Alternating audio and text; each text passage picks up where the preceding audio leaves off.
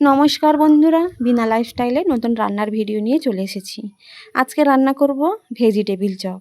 তার জন্য আমি এখানে দেখুন দুটো বড় সাইজের বিট আর তিনটে বড় সাইজের গাজর নিয়ে নিয়েছি এবং ভালো করে ছাড়িয়ে ধুয়ে আমি এখানে গ্রেট করে রেখেছি। দেখুন আমার এতটা পরিমাণে হয়েছে।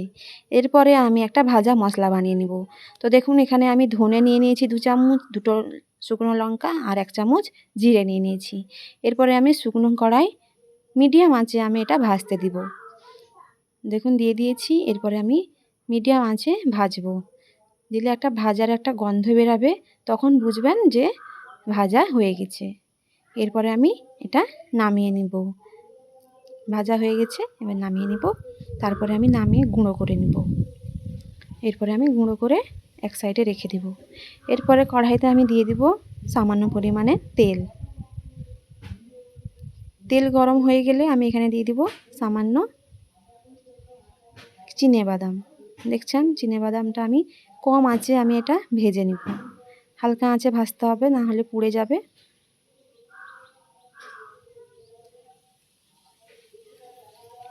তো বন্ধুরা, কার কার খেতে ভালো লাগে অবশ্যই কমেন্ট করে জানাবেন। তো দেখুন ভাজা হয়ে গেছে, এবার আমি নামিয়ে নিয়েছি। এবার সেই তেলে আমি দিয়ে দিব 5 ফোড়ন। 5 ফোড়ন নিয়ে নিয়েছি, 5 ফোড়ন দিয়ে দিয়েছি। এরপরে আমি দিয়ে দেব গ্রেট করে রাখা ব্রেড আর গাজর আমি দিয়ে দেব। এবার আমি ভালোভাবে নাড়তে থাকবো কম আঁচে। আস্তে আস্তে আমি এটা হতে দিব।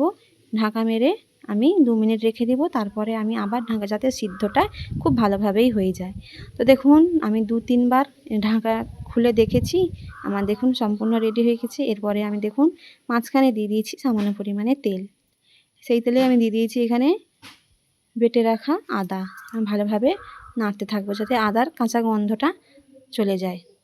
ভালোভাবে নেড়ে আমি সমস্ত বিট আর গাজরের সাথে ভালোভাবে আমি মিশিয়ে দেব।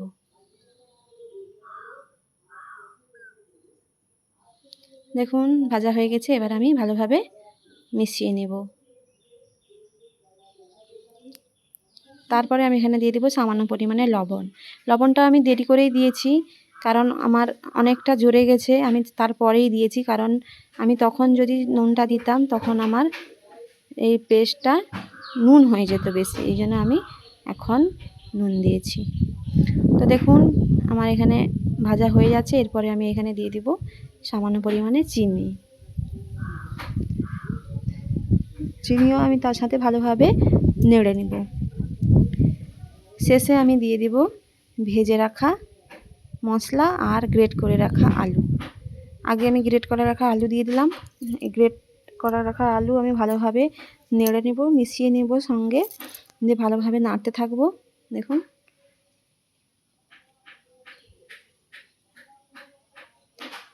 দেখুন আমার কতটা সুন্দর কালার হয়েছে। দেখুন দেখতে কতটা সুন্দর হয়েছে।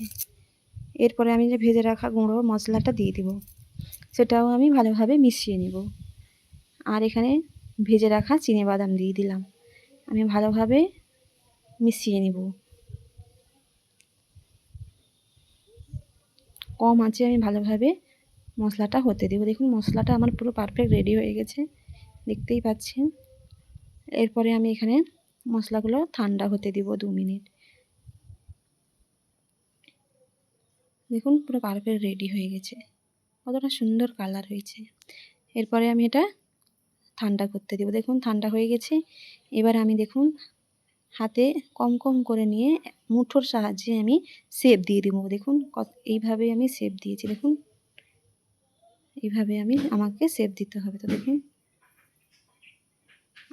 হালকা মুঠোর সাহায্যে আমি এইভাবে শেপ দিয়ে নেব। এর আগে আমি অনেকগুলো করে রেখেছি। তো দেখুন কীভাবে আমি শেপ দিয়ে রেখেছি।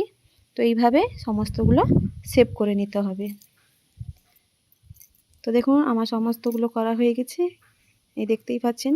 এরপরে আমি এখানে নিয়ে নিয়েছি ময়দা। জল করে আমি এখানে নিয়ে নিয়েছি। এখানে শুকনো ময়দা নিয়েছি, আর এখানে আমি নিয়েছি ব্রেড গ্রাম।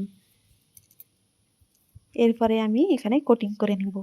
তো দেখুন কিভাবে কোটিং করছি। আগে আমি শুকনো ময়দায় আমি ভালোভাবে হালকা হাতে আমি ভালোভাবে শুকনো ময়দা ভালোভাবে মিশিয়ে নেব, দেখতেই পাচ্ছেন। তারপরে আমি এখানে ময়দা গোলা জলে দিয়ে দিব। তারপরে আবার আমি শুকনো ময়দা দিব। তারপরে আবার আমি ময়দাগুলা জলে আমি এখানে কোটিং করব।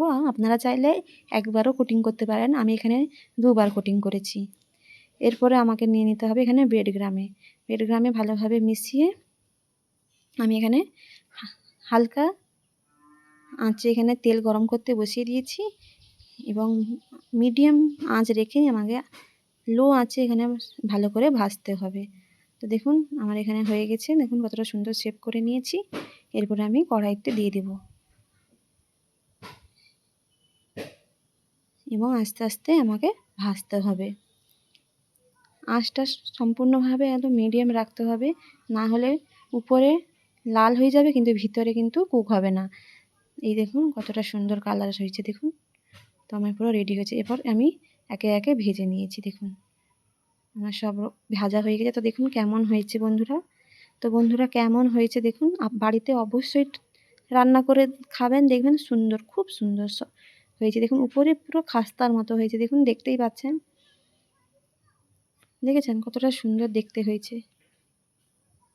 তো বন্ধুরা কেমন হয়েছে অবশ্যই বাড়িতে তৈরি করে খাবেন, বৃষ্টির দিনে বিকেলে তো জমেই যায়। তো এইখানেই আমি ভিডিওটা শেষ করছি। ভালো থাকবেন, সুস্থ থাকবেন।